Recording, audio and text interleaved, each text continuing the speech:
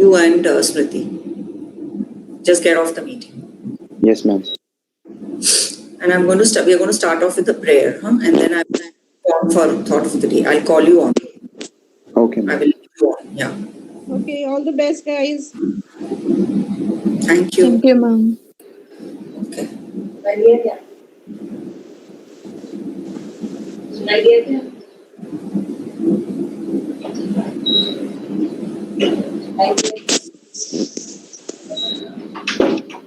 Aditi, be on mute, okay?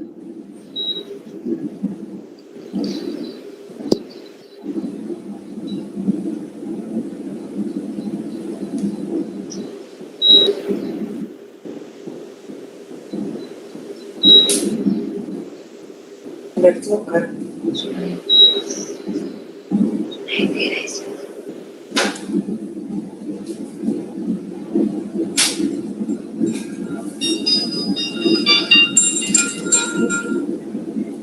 Yes.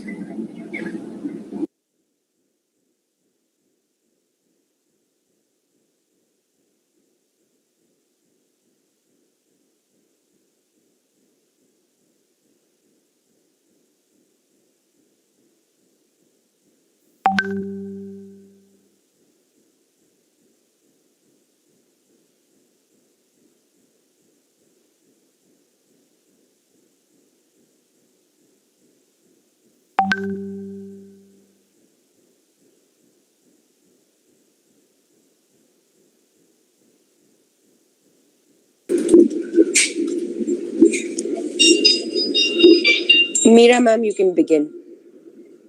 Yes.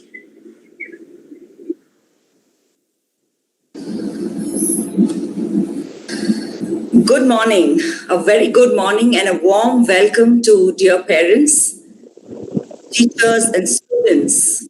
Very warm welcome to this International Day of Yoga, June 21st, 2020.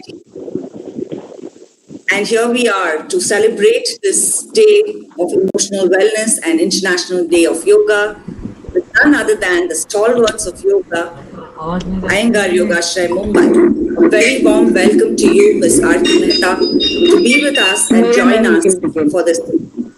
Thank you so much. As usual, we begin our session with Swarda talking to us. Good morning. A very good morning and a warm welcome to Swarda with a prayer. Swarda, please start with your prayer. Very Thank you, warm ma'am. welcome to this International Day of Yoga, June 21st, 2020. And here we are to celebrate this day of emotional wellness and International Day of Yoga. Mata Vishwatmake Devi Very warm welcome to you, Ms. Aarti. Yene Vakyatne Toshave Tosho Nimazadyave Pasayadanahi Be with us and join us. जे खळांची व्यंकटी सांडो तया सत्कर्मी रती वाढो भूता परस्परे पडो मैत्र जीवांचे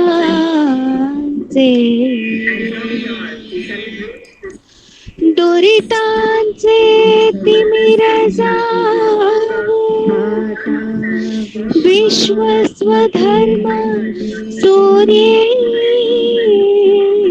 पावो जो देवांची नतो ते नामजद्या प्राणी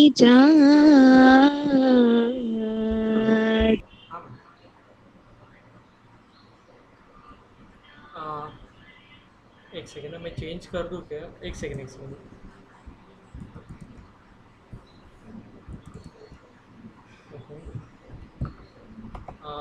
देखो, एक है, मैं व्यू चेंज कर देता हूँ यहाँ पे अभी.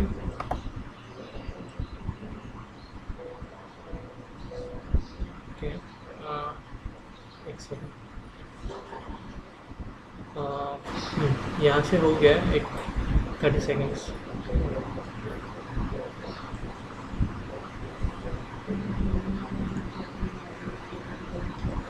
बताओ बताओ. आवे पसाय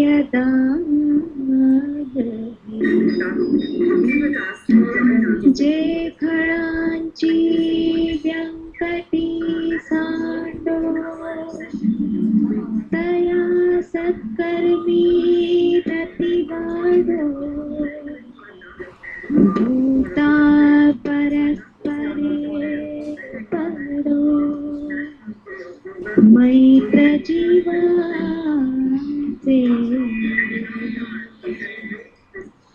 दुरितांचे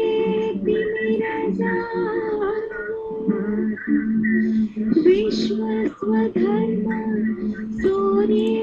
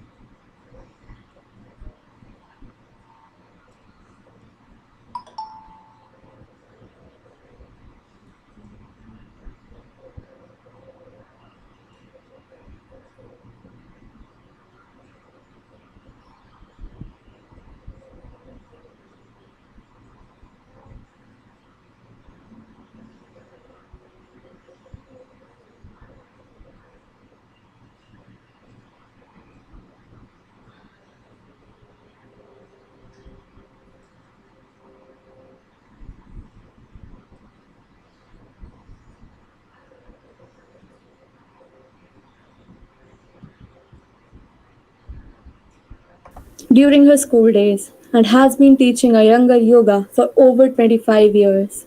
She teaches the general public in Mumbai, children in special schools, and has been invited for conventions to Germany, Spain, France, and has conducted classes in China and the USA. She wishes to give a flavor of tradition of Guruji B.K. Iyengar's yoga with the participants. Thank you. Let's channel ourselves, and may I invite Ms. Meenakshi to sing the song for us, and then we move on to Ms. Aarti Mehta for the session. Meenakshi, please come on. Yes, ma'am. Make me a channel of your peace. Where there is hatred, let me bring your love. Where there is injury, your pardon, Lord. And where there's doubt, true faith in you. Make me a channel of your peace. Where there's despair in life, let me bring hope. Where there is darkness, only light. And where there's sadness, ever joy. Oh, Master, grant that I may never see. So much to be consoled as to console, to be understood and as to understand, to be loved as to love with all my soul. Make me a channel of your peace. It is in pardoning that we are pardoned, in giving to all men that we receive, and in dying that we're born to eternal life. Make me a channel of your peace. Thank you.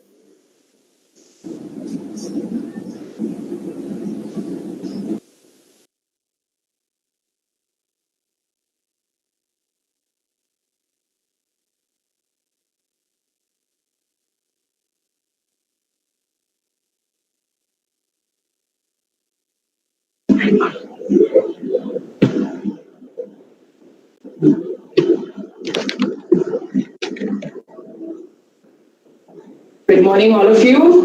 I thank you all on behalf of Iyengar Yogashraya for inviting. And now I'll start off by paying my respects to Sage Patanjali and Guruji.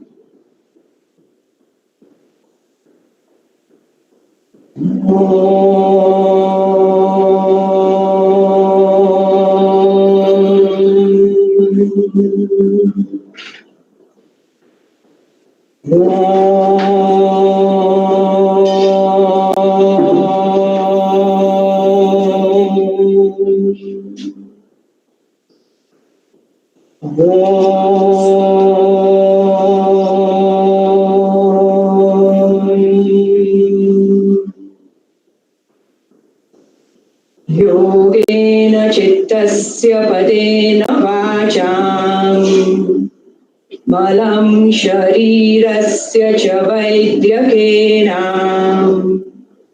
योपाकरोत्तं प्रवरं मुनीनां पतञ्जलिं प्राञ्जलिरानतोऽस्मि आबाहुपुरुषाकारम् शङ्खचक्रासिधारिणम्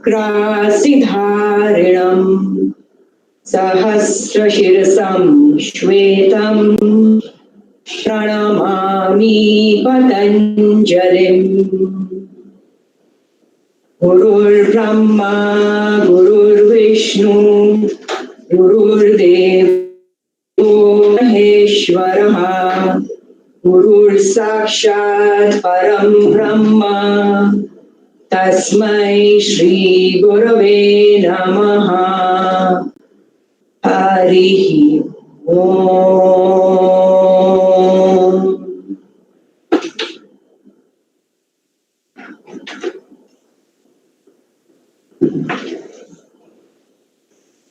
Before we begin the practical session, since this is supposed to be yoga for everyone who is present at home, your teachers, students, parents, I just wanted to clarify one thing, that the way the children are taught, the way adults are taught in different age groups, the space, the time differs. Generally, for children who are below the age of 7, we don't even formally teach them. So it's like if they see somebody doing it, they just imitate it, copy it, and that's fine. We don't even need to correct them. Afterwards, as they are growing up, then we give them lots of movements which are more of physical movements so that they can utilize their energy. As they start to grow older, then we start to focus on the stability part of it. So basically, there is a whole way of going about of teaching from where you are young, when you're growing up, when you're further growing up, and as you're going ahead. The other thing what I wanted to say is because, many times wherever we go, there are many questions which come up where people feel it would be helping children if they do meditation, if they do pranayam, if they are made to do some kind of deeper breathing. So I just wanted to clarify, especially children of schools, like basically school-going children, we don't teach them pranayam at all because their energy that is there, children are basically more of outwardly more energized, more physically fit, and mentally also. So what we need to do is we need to really focus on the asana aspect of the yoga. Because meditation is also part of yoga, pranayama is also part of yoga. Because in asana you can actually see and correct them. When it comes to pranayam, it is basically first you have to be very stable, the eyes have to be closed, and as being children, the stability itself takes, I mean to say the children are not meant for that. The other thing what happens is when you are forcing them to go for pranayam, instead of observing their breath and you are getting them to go inwards, which is not the nature and the quality of children. So we are forcing them to move against nature and which can create other problems. So we introduce in the part of the asanas itself, as they start to grow older, say in the 10th, 11th, 12th standards, as to how to sit upright, sit straight, how the chest starts to lift up, how the shoulders broaden. So in the posture itself, how the breathing can be imparted. Bhastrika is something which definitely should not be done by children because if they do it, then they are going to damage their tender blood vessels and creating problems in the brain. So we would not be advising that. So basically, people have got lots of views. So I will start to focus on asana and I'll begin with that. And instead of telling what asana works for what, or what are the benefits of it, what are the effects of it, when you are talking about yoga asanas itself, that is also a holistic aspect of it. So it is going to help you physically, mentally, emotionally, morally. And these things, as you start to practice, it will start to, you will start to see the effect of the same. So it is not a little dull. There is no way that you are going to be able to feel the lift in the chest. Moment the chest lifts up, it has got an effect and an impact on your mind as well. So, you know, as children or even when we were growing up, we've always heard our teachers, parents saying, sit straight, spine up, head lifted up, eyes open. So all these are the ones for us to get our focus and attention. So I'll begin with the class, and as I said, the parents, the teachers, everyone can join in, and the pace of children would be changing. It might go a little faster from one pose to the other. So if you can go ahead, you can continue, or we can do one asana which you can do at your time and your space. You don't have to do as fast or as slow or certain things which the children are doing. Okay, because it's supposed to be everyone together. So I'll begin. So all of you can stand up. And since I will not be able to see you, I request you to watch carefully and just follow. And after that, I will even have Pooja joining me. She will be demonstrating some of the asanas. So first, all of you can just stand up, stand straight, join your toes together, stand tall, arms down, head looking straight to the front. So basically see that you're standing tall like a palm tree. You feel an inner lift and you are stable like a mountain. That's what Tarzan means. From here, you will stretch and extend into Urdhva. So you're going to extend your arms up. At home, it's as though you can reach that ceiling, maintaining that straightness. So you have to stretch well. The correctly you stretch, the more you stretch, you start feeling the flow which is going right up to the tips of the fingers.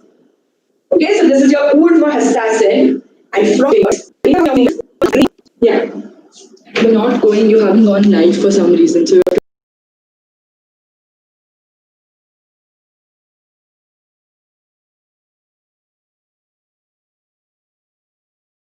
go live from your end. How do you go live? Go to YouTube. So you can't see me? No. Why do you see it? It's lagging behind. We could hear you. She said that she's been stuck. Oh. Wait, can I mute this? I'm stuck.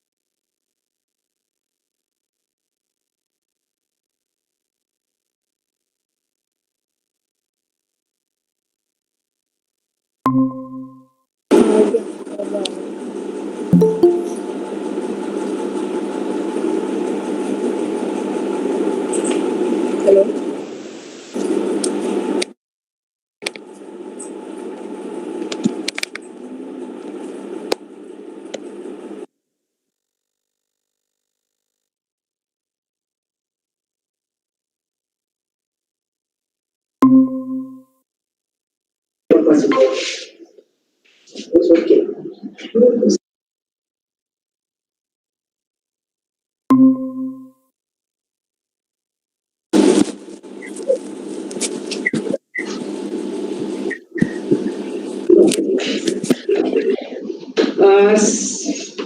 So, okay, sorry for the technical glitches. I hope now it's clear and we can start off. Yes, so all of you can stand straight, stand tall like a palm tree and stable like a mountain. From there, go into Urdhva. In case some of you missed it, then we can just do it again. Extend from the feet right up to the tip of the fingers. Then interlock your fingers and extend your arms up in what we call as Urdhva Baddhanguli Asana. Urdhva is up and interlocking fingers, so you can actually feel a stretch from your feet right up to your palms. So the entire body kind of extends up. So when you are extending up, it is even the internal organs from where you are lifting up, and this will actually allow you to relax. As you extend the muscles, it adds to relaxation. So many times when you are sitting for long hours, or you are just feeling a little loose, not able to focus, concentrate, then these kind of extensions right up from the base to the top would be helping you. Then you can release your arms and take your arms down. This is Tadasana. So as I mentioned earlier, all of you can join in for this. Only the pace would differ. And in case you're not feeling up to it, then you can do it on your own or just sit actually at your pace. Now next what we will be doing is, I will just show you and then I'll ask Pooja also to join in with the children. So you'll be standing 1 second in Tadasana what you did. Namaskar Asana, you're joining your palms. Urdhva, what you have already done.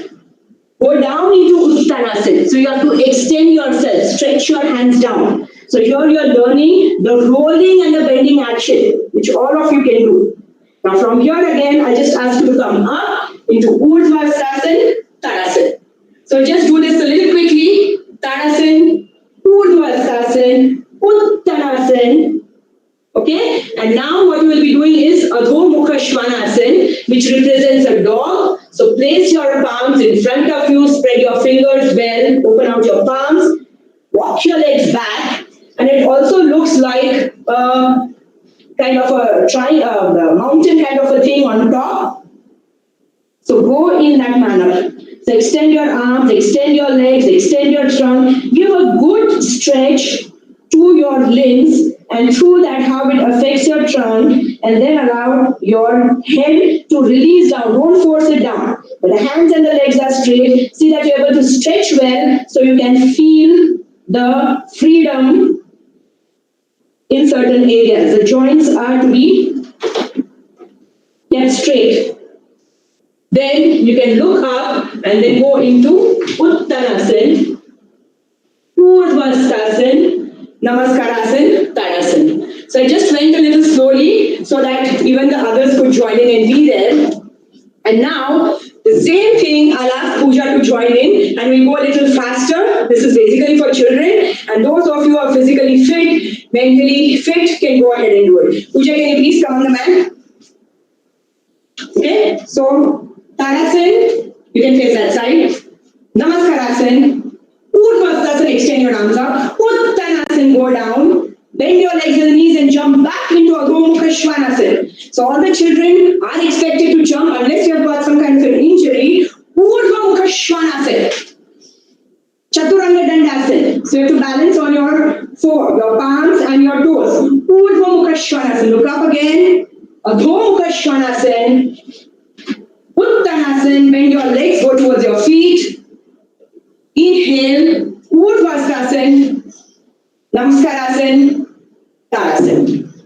Now, here itself, I will just quickly take one more cycle where you are paying attention to your breathing pattern. Tadasana, Namaskarasana, inhale, Urdhvastasana, stretch properly. You have to get a good extension so you are able to bend down with that length. Exhale, go into Uttanasana.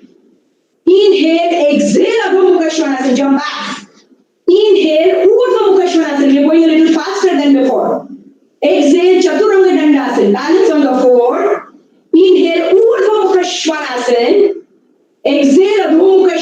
Trikonasana. Inhale, exhale, Uttanasana. Inhale, Urdhvastasana. Namaskarasana, Tadasana, face the front. And just get back over there, interlock your fingers and extend your arms up. So this gives you a good break. And at the same time, you are getting back to the pattern of your breathing, stabilizing because the breath will be a little faster depending on the movements that you are doing. Okay, now you can release your hands and I'll ask her to do Vrikshasana.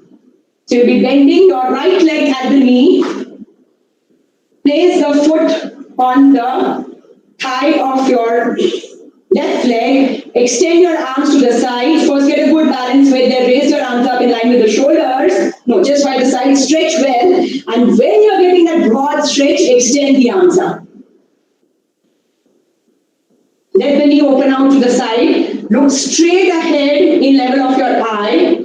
And you have to pull the body up. So it's a vertical lift and the eyes focusing in level with your eye for something that is stable in front. So getting back your stability, your focus improves. And then you can release and down. Pooja, you can go to the wall. So the ones who need the support can use the support. Even adults who need the support can use it. And now do it on the other side. So bend your left leg at the knee. Place it correctly. Let that knee go back towards the wall. You have to stand touching the wall. And now extend your arms up. So what is important is as we start to move ahead, the stability will start to come in. You use the support so that helps you to get that correct action. This is Vrikshasana, which is commonly called as a tree pose. Then you can take your leg down, come back into Tadasana. Stand straight and be there. Okay? Now Pooja can move. So now we'll move ahead and we will be doing some standing poses. It's very important to stand correctly on your legs because we use our legs for standing, for sitting, for running, for whatever activities we do. Most of the times it's used the maximum. So now what we are going to do is we'll start with Utthita Trikonasana. So you bend your legs at the knees, bend your arms at the elbows and jump and open out wide for Utthita Trikonasana. So increase your distance, all of you spread your legs out well. Extend your arms to the sides and level with your shoulders. And you're going to turn your left foot in, right leg out to the right side. Keep on extending your arms. So you need to connect from the left hand to the right hand. So both the sides have to evenly stretch. And from there, exhale and go into Utthita Trikonasana. Hands and legs straight. Both arms extending away from the trunk. So this is your Utthita Trikonasana. What you can call is like a triangle. So this can be done by everyone. Those of you cannot reach, no need to reach the floor. This is something that is collapsed. This is not going to help you. So even if you can't reach the floor, you can be your hold here, but see that you're opening out your chest. So that is what helps you for your breathing. And that is where you start getting connected to your emotional center, which is the region of the heart. Inhale and come up. Turn the foot in. Continue spreading your arms to the sides and turn the left leg out, right foot in. Exhale with that extension. So you're going to move yourself with that extension. Exhale and go down into Utthita Trikonasana. So you need to give yourself a little time there. Inhale and come up. Turn the foot in. Exhale, feet together.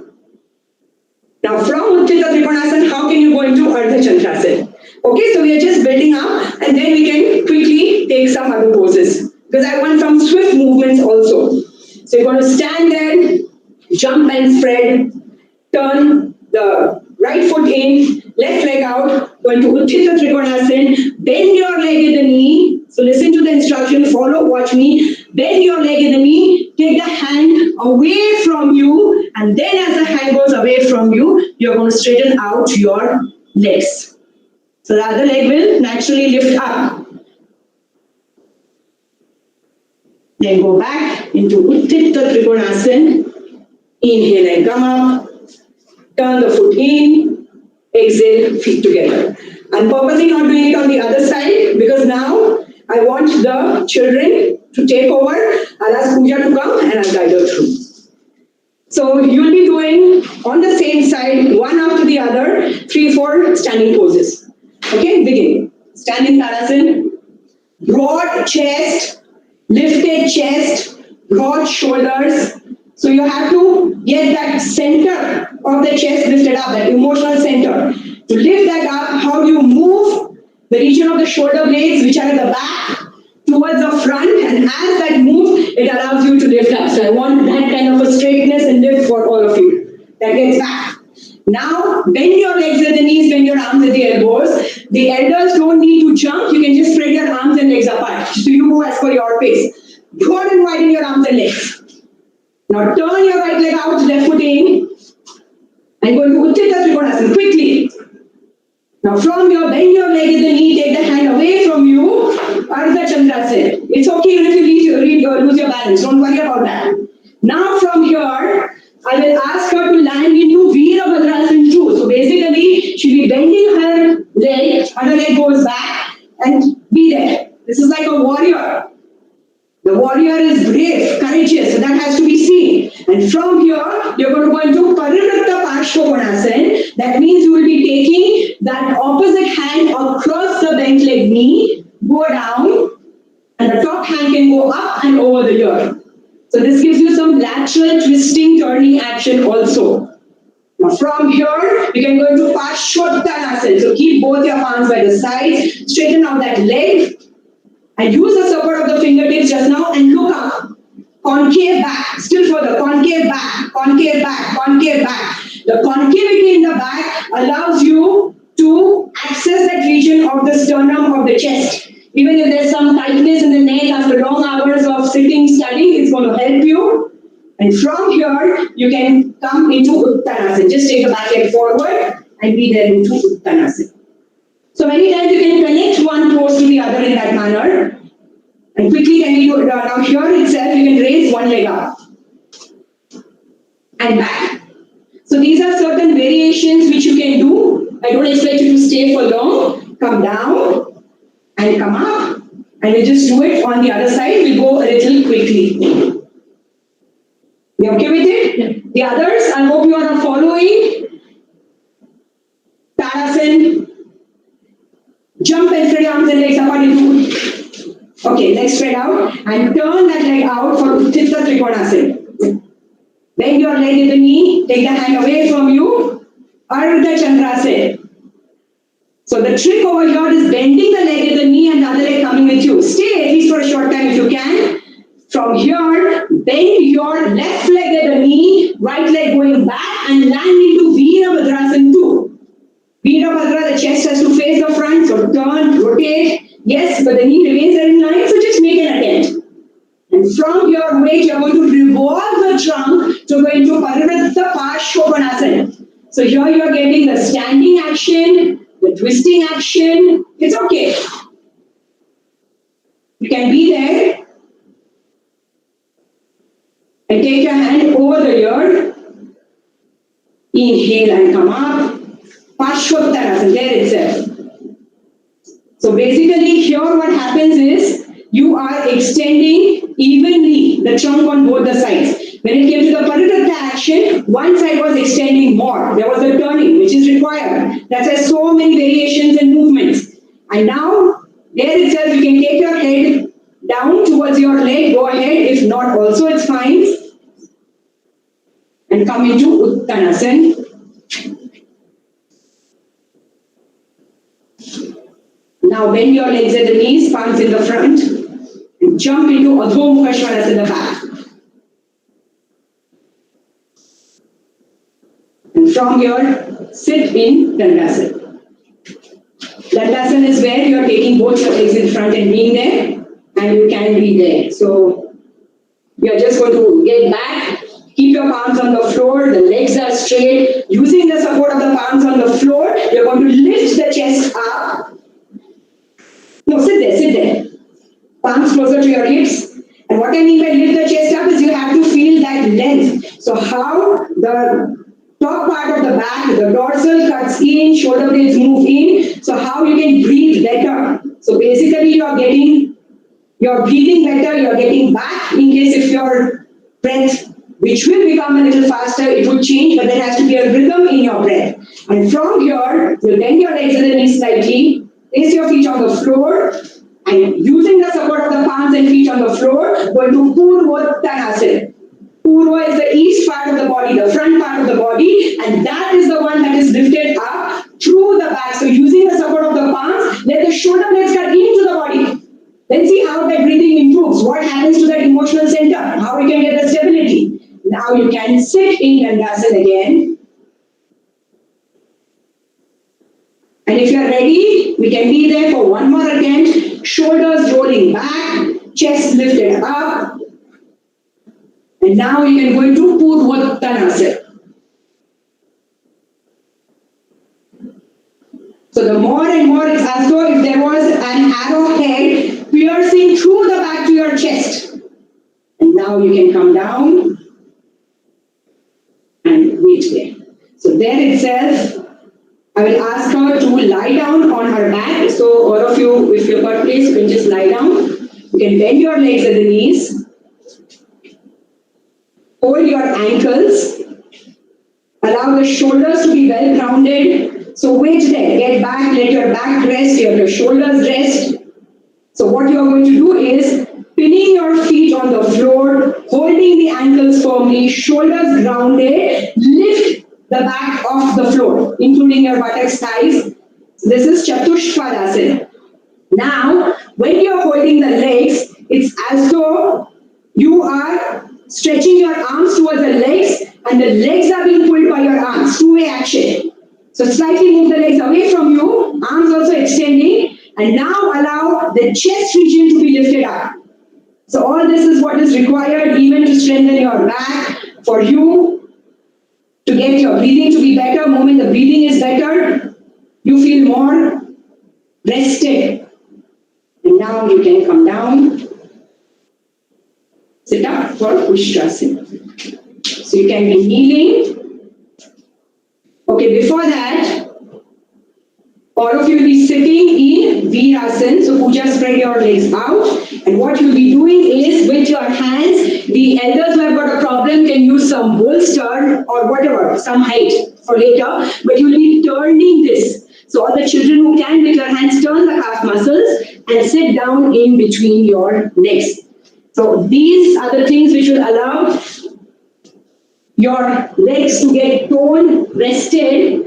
And what I would say is that for the ones, sit down. The ones who have got difficulty in sitting for whatever reason, stiffness somewhere, can be seated in this manner. And when you are sitting itself also, you can interlock your fingers and extend your arms up. Yeah. So this can give you that rest as well as the extension.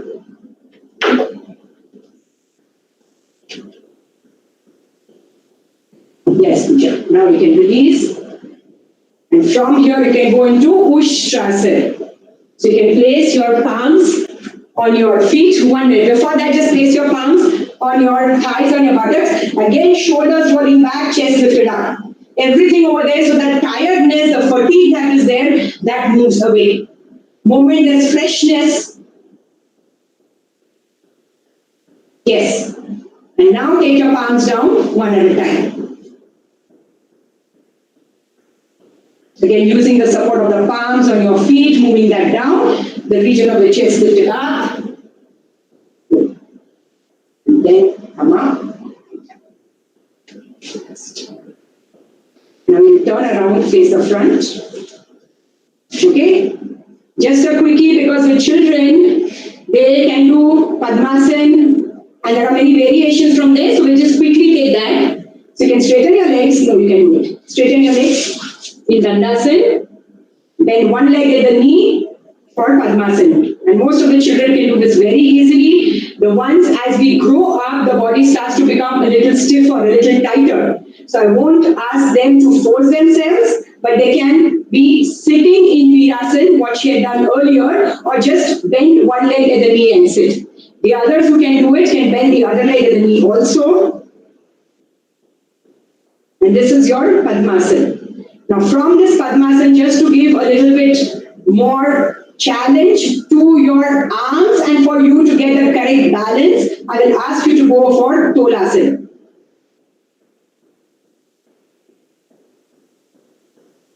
Then you can come down, turn to the side, Simhasana. Just 2-3 variations of it. This is for the children. So you can lean forward. Yes. Now the most important thing over here is you have to roar your tongue out. But you have to roar like a lion. So chest lifted up and roar. I can't hear. Louder. All of you louder. So as the tip of the tongue is touching your chin. Louder. And look at the tip of the nose. And now come back. Come to the front of the mat. Like this. You'll be going into Matsyasana. I'm giving you some rest. Good night. So you can be holding your toes also. And here, let the shoulders go down. Everywhere the chest is getting the support through the back. And the others who cannot do this can be sitting in simple cross legs and lying back. Then you can come up. Release your legs.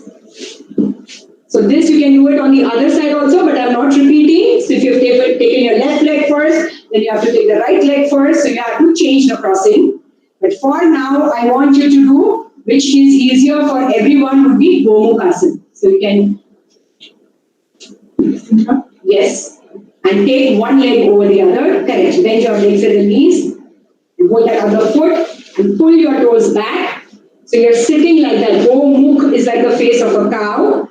So all this is again going to be helping you to get your Padmasana actions for those of you who are not getting it. And for stiff shoulders or after long hours of studying, sitting on the desk, watching the screens, and now you can do the hand variation. So you are going to take the opposite hand up, correct, and the other hand from behind. So she is clasping her fingers from behind. This is Gomukhasana. And then you can release and just show a sideways action so they know how the hands and legs go. Yeah, correct.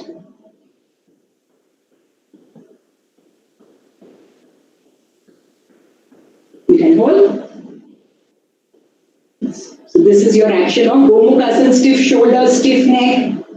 And allow that upper arm to extend up, so the fingers moving to the wrist of each hand. Fingers of the right towards the left wrist, fingers of the left towards the right wrist. So that's the meeting point. Now all of you can release and release. Okay. Now you can come up. So there are many, many more things you cannot just take in a short duration. So now what I will say is, in case you've got because I'm sure with long hours of sitting, and most of the times on the chair, you can use that same chair for some twisties. Okay, because you're using the chairs, otherwise you can go to the floor support also. So I have got this chair which is there. So I am going to sit on the chair. If not, at least you can see it, so you can do it later. So you are going to sit on the chair. You're sitting straight. Again, the spine lifted up, back is straight, shoulders going back. And then what you are going to do is, you are going to hold your backrest of the chair, and holding here, you're going to lift yourself up and rotate. Lift yourself up and rotate. Lift yourself up and rotate. So there is that twisting action which is taking place, which would be helping you to release that stiffness which you get after long hours of sitting. So it's not something where you are just casually turning, twisting, but when this comes correctly with that right action, you can be doing that. Now, even the elders who are doing it or are going to do it, you have to just be careful to see that you don't hold your breath. So you're going to sit upright, sit straight. Any of the asanas that you do, especially when it's sitting, standing, you are going to raise this area of the chest up through the back. I'm sitting straight and tall. Then you are going to hold here. And now what I'm going to do is, as though I want to come closer towards the chair by lifting and turning. So you're going to exhale and turn, inhale, raise up, exhale, turn the head, turn the neck. So this is what is going to help you, which you can do in your hours where you want to take a short break. So if you're doing this regularly, it would be helping you. Okay, and the other thing is sometimes you just feel very fatigued and tired after looking at the screen for a very long time. Your eyes feel a little tired. So a simple thing, because the chair is always going to be with you, I'm showing you with the chair what you had done earlier in Uttanasana, but here it is as though the forehead is completely supported and you are just here.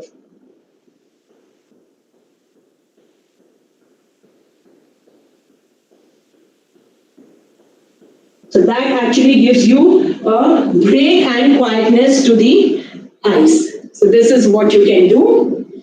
And now just a quick Halasana Paschimottanasana cycle for the children, and then I give the rest to all of you. Last bit. Go. Sit. Just a quick action so that in future you get ready for the Halasana, Sarvangasana, all those which are important. But just now, just a quick action. So raise your hands up, go into Paschimottanasana, don't go for perfection. Halasana. Just roll it, hands over the head. Paschimottanasana. Halasana. So that gives you the freshness even to the mind. Halasana. Paschimottanasana. Halasana. Uttanasana. Good morning and go back. Thank you. And now what I will ask you to do is whether the children, the adults who are there can be using that same chair which you used to lie down. So the chair is there. Pooja, you want to lie down? Just lie down, take your legs up. So the reason I'm asking you to use the chair, this is for everyone and especially the adults, whichever is there. So your back is completely rested, especially during this whole long period of lockdown and being locked at home and having many more activities that are around. There will be anxiety. There are so many kind of news which keep on flashing. And how should it bother us? And it is definitely bothering many of us. So what are you doing is, all of you, you can just lie down on your back. Because you are using this support, you are forced to, whether you like it or no, to rest the entire region of the back on the floor. When the back is rested properly on the floor, this is your abdominal region. The abdominal region starts to recede down. It starts to go down towards the floor. So basically, there's lots of space that is created. And the diaphragmic band which is there. So moment the diaphragm starts to spread towards the sides, naturally your brain starts to quieten down. So all those thoughts which keep on occurring many times, the more I tell you don't think about it, things will be fine, the more and more the thoughts will continue to take over. And that can be quite disturbing. So instead of talking to the thoughts or doing anything about it, you are in a particular posture, a particular position where moment the abdominal region is passive and quiet, naturally when this is soft and quiet, the brain becomes quiet. So you're just supposed to lie down over there and be there sleeping. So you can just focus on your exhalations. When I say focus on your exhalations is that you have to feel the slow, soft exhalations. It doesn't mean you don't inhale, the breath continues whichever way, but the focus is on your exhalations.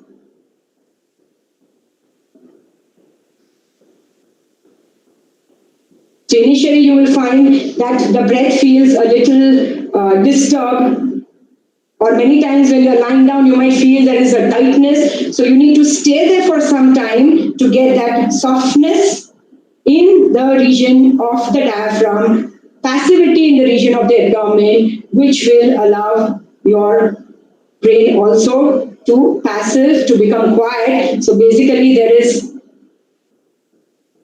there are no thoughts which are arising or occurring.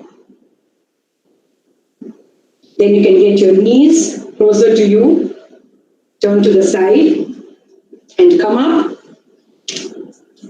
So this, because the chair was right there, I asked you to do it. And one last thing which is also for the elders, actually what I showed this could be the last one, but because I realized about the activity which happens in the brain. So just one thing, this is what you're going to do before lying down on that chair. So it is something like a supported shavasana. Or go into something like Siddhu. So sit over here on the edge, go still further, still further. Now you're going to lie down and now roll the shoulders down so that the shoulders and the head is rested. So naturally you can see when you're lying down in this manner, what is the room that is given to you over here for your breathing. Moment the breath is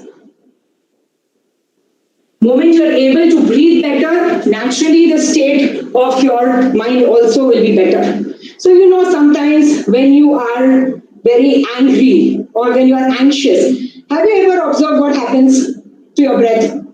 Or when is it that you start feeling some kind of fear, somewhere where you feel that you don't have control over anything? At that point of time, you'll find that the breath also is staggering. So here you'll start getting the posture itself gives the direction to your breath. The posture itself gives the direction to your mind. So this is the last thing.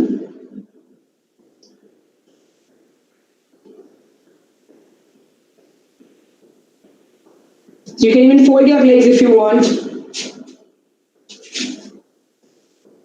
If you want, you can put it on the bolster, whichever way. So basically what is important is that this region remains there extended because the whole body is connected, and moment that region is extended, how naturally you will find that the region of the diaphragm starts to spread, how the breathing improves, how the shoulders start to rest, or as the shoulders up and down, how you can get that extension. The whole body is connected.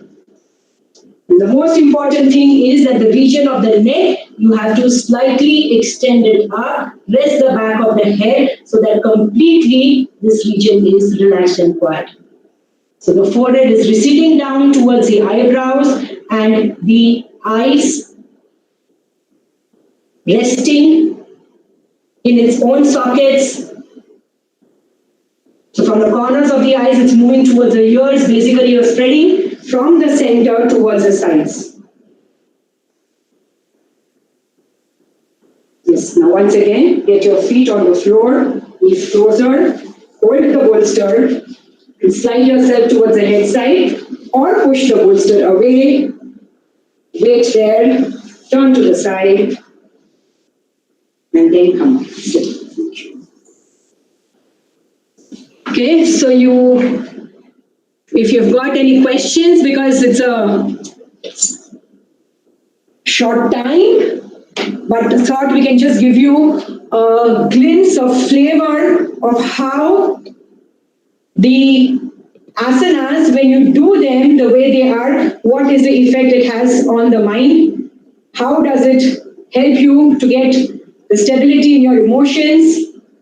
So all those of you who have done it, at least if you can find out if you're feeling a little bit more fresher, like when you say it's not somebody's brainwashing you into something, but when you want to clean up everything and you're watching it, you feel that freshness as though the brain has been washed off.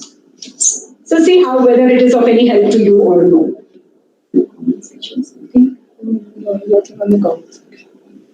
So are there any other questions or anything that you would want to ask?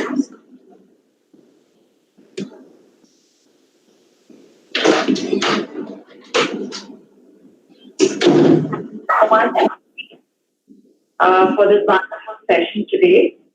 A very big thank you to you. Okay, American won't be able to do a poses. Okay, there was a question. Many of them weren't able to do a lot of poses. Okay. So if you can just address that. What to do if you can't do some poses. Okay, so there was a question which came in that many of them could not do many of the asanas. So, since if you have never done it before and it is the first time that you are doing it, then of course we have to go a little bit more stepwise. This is something that most of one can do it.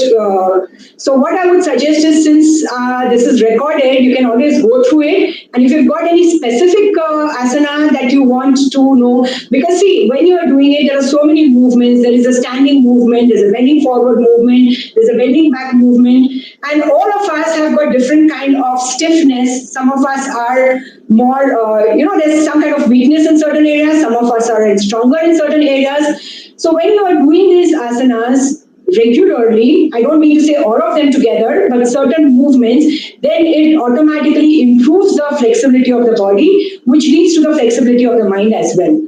So, like if it's the first time when you are going to do it, you might not be able to do all, but at least you get a glimpse. So, basic takeaway from all this would be whatever you are doing, whether you're sitting, standing, you have to see that the spine is straight.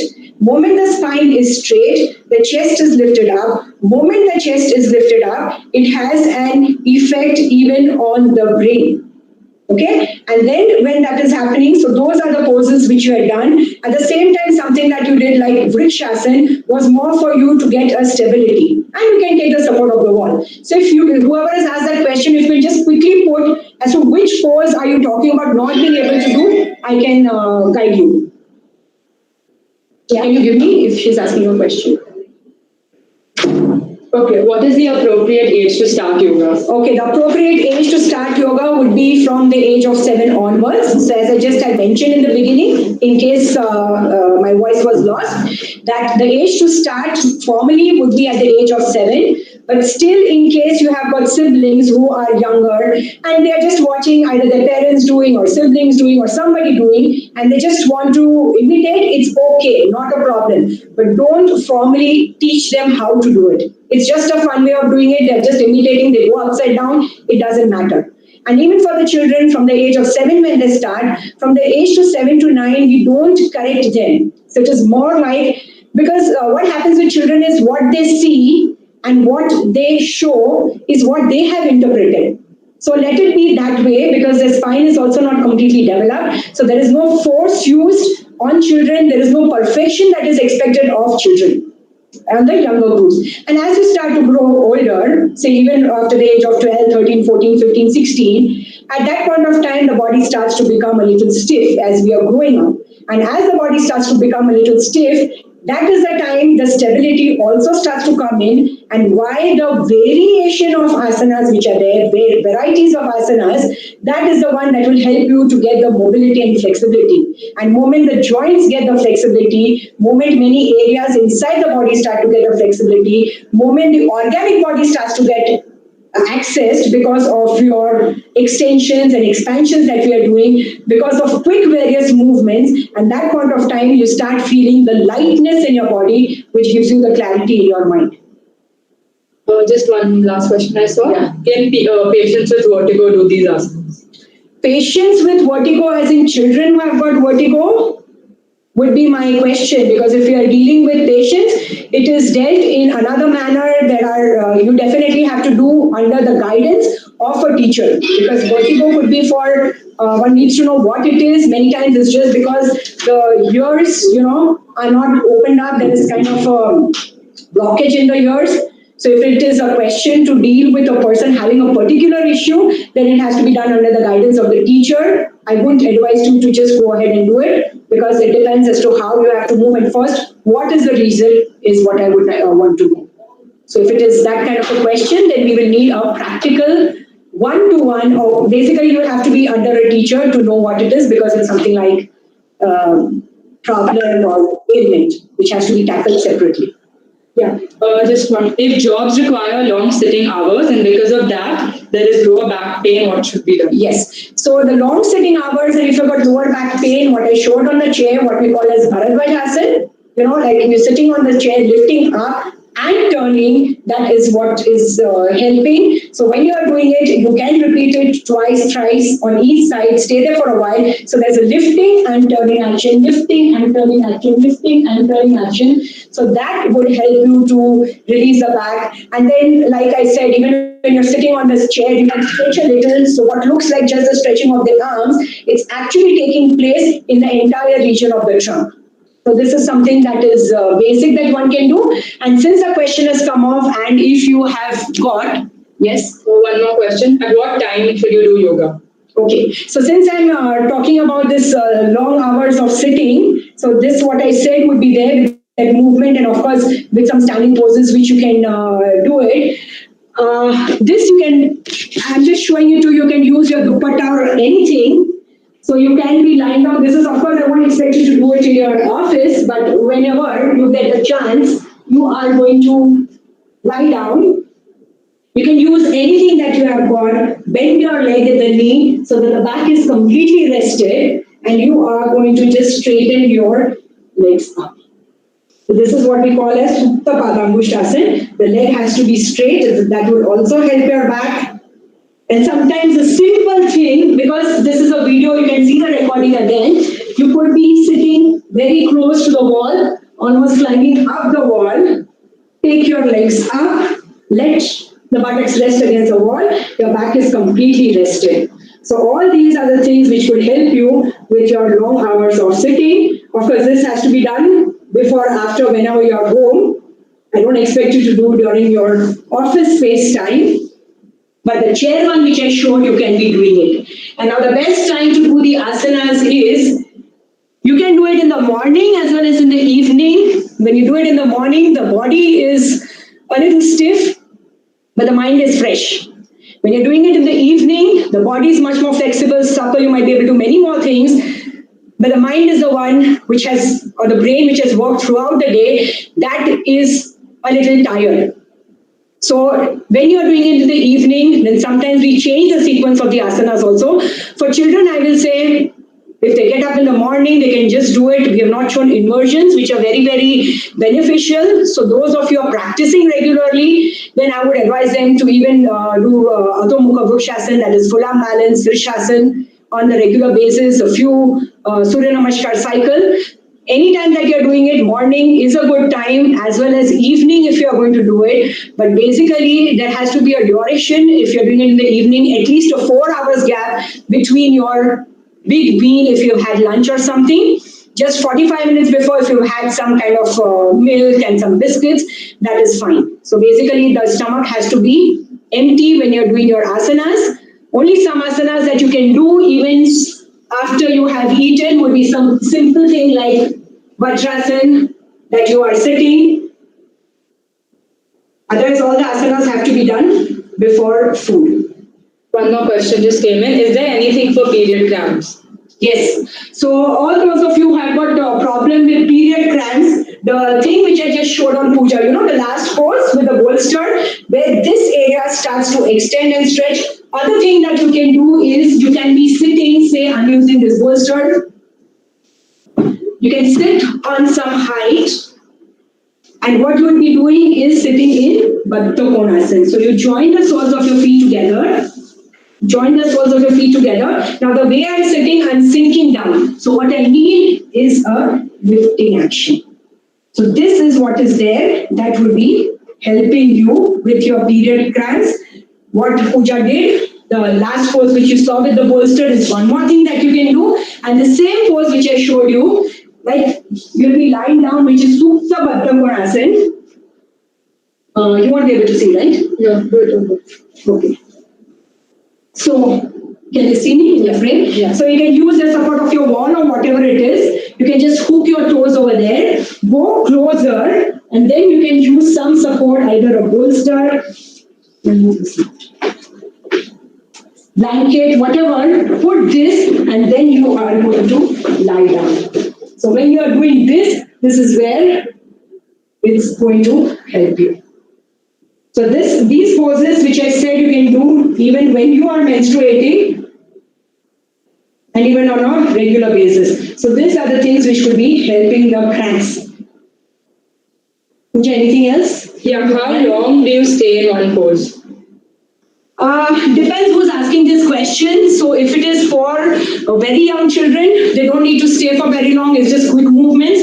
If you're talking somebody who is elder, any idea where it's come from, then I would say you start off with say 5 counts, 10 counts, and gradually start to build up, depending what asana you are doing and where is it that you're getting the focus and stability. So initially what you are doing is that you are getting the movements, then to get the stability, you are going to be able to be in that position where you feel your breathing is normal, where you feel more kind of a freedom, and gradually you can build up. So 5 counts, 10 counts, 15 counts, 20 counts, depending on the asana. So something which I just showed, Supta Baddha Konasana, or what I showed, bent leg Shavasana on Puja, or what I showed, Setu Bandha Sarvanasana, those asanas you need to stay there for 5 minutes, 7 minutes. Even if you go to sleep in that, it is good.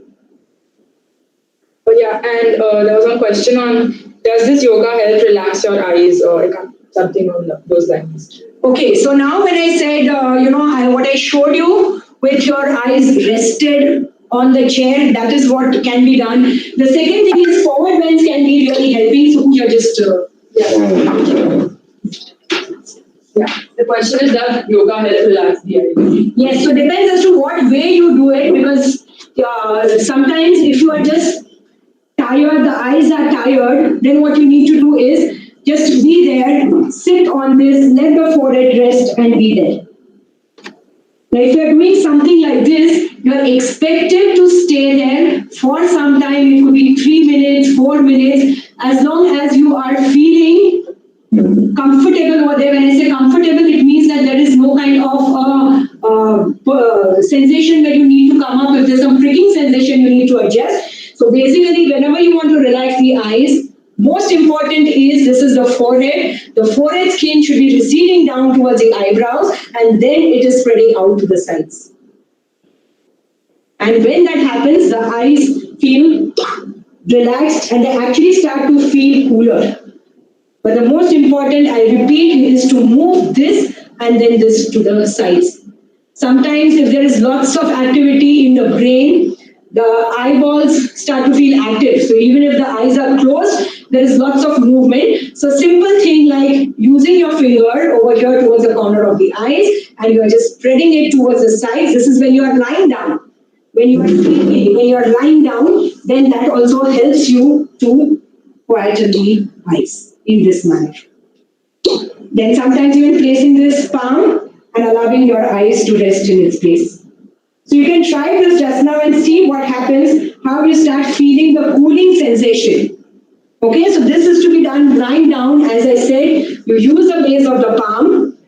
It's moving from the inner corner of the eyes towards the outer, and then it's rested. But this is when you are lying down also, and then you start feeling the cooling sensation in the eyes. The eyeballs start to move and rest in the socket of the eyes. So there's no direct pressure that's used. It's very gentle, as well as taking the shape of your eyes and is completely covering it, which gives it kind of, you start feeling darkness and as though you are going off to sleep. Okay. One more question. Does yoga help improve memory for children? Definitely. Especially the inversions, which we cannot do. Only reason is because I don't know how many of you are doing it or no, but like the Shri, which is the father of asanas, the king of asanas, helps for your memory, and even the sequences of asana that you do, it helps with the memory. So, because wherever there is a flow of gradual flow of blood to the brain, so that is important. So even your quick cycle, so basically there is seepage of blood into the brain. That's about it, I think. Okay, so I hope that I could give you at least a little flavor of what yoga has taught in the tradition of B.K. Iyengar is like. And I hope you got a flavor of it and it helps you. Okay? A very big thank you to Aarti. Thank you so much for this lovely session. I will now invite Om and Anishka for the vote of thanks. Om and Anishka, you're on now. Thank you. Good morning. morning, everyone. I, Anishka Gupta,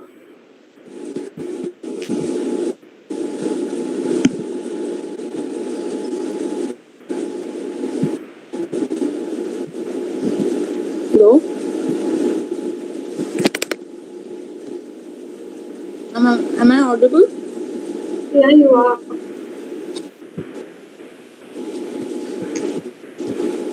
And I, Om Harchandani, the students of Lodha World School, LSG, consider this is an honor and privilege to extend our vote of thanks on this occasion of International Yoga Day. Once a great man whispered, feeling thankfulness and not expressing it is like wrapping a present and not giving it. Today, we take the opportunity to express a gratitude. We convey our sincere thanks to the team of Iyengar Yogashraya, respective principals of Lodha World School Palava, Lodha World School Thane, Lodha World School Lakeshore Greens, and the Shri Universal School Lakeshore Greens, teachers, parents, and all my dear friends. On behalf of all Lodha World Schools, I want to thank all of you for being a part of International Yoga Day and helping us know the value and importance of practicing yoga. Yoga is a group of physical, mental, and spiritual practices or disciplines. The fundamental purpose of yoga is to foster harmony in the body, mind, and environment. And today, we sincerely thank the Iyengar Ashraya team and Aarti ma'am who helped us to know that inner peace can be achieved through yoga and that it also helps in bringing discipline and dedication in one's life. Thank you, ma'am, for introducing and enlightening us to these practices, which have been passed down to you by your Guru Yogacharya, BKS Iyengar, through a tradition of Guru Shishya culture. We have been fortunate enough to be guided by our principals, Miss Aditi Banerjee, Miss Asha Narayanan, Miss Radhika Srinivasan, and Miss Meera Navanathan, and also dear teachers. You all have been a constant pillar of support and have always encouraged us to be inclusive to various methods of learning and pursue activities across various disciplines, imparting values to the society. Thank you, ma'am, for encouraging us to be a part of such a beautiful event. I thank all the parents and guardians for their presence this morning. You have always supported and motivated us to participate in all the events, which adds to the quality of our life. Last but not the least, I thank all the students for showing their interest and actively participating in the session. I once again thank everyone for making this program a successful one. Thank you and have a wonderful day.